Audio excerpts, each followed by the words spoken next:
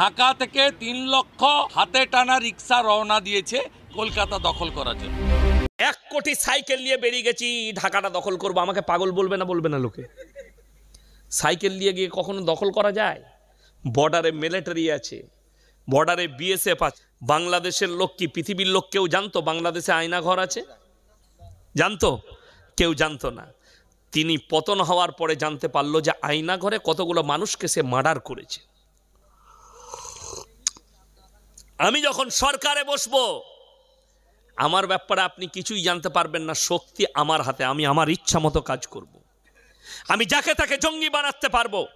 বড় কষ্ট লাগে এই হারামখোর বাংলাদেশ আর ভারত নিয়ে মিথ্যাচার করছে, এমন মিথ্যাচার।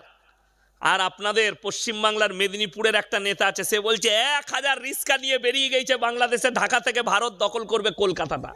তুই গাঁজা খেয়ে কথা বলছিস? আচ্ছা, রিক্সা নিয়ে কোনো দেশ দখল করা যায়?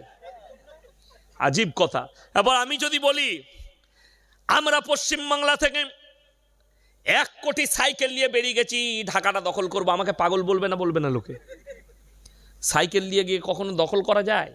বর্ডারে মিলিটারি আছে, বর্ডারে বিএসএফ আছে। রিক্সা নিয়ে ঢুকবে কোন দিকে? একাস্ত পাগল।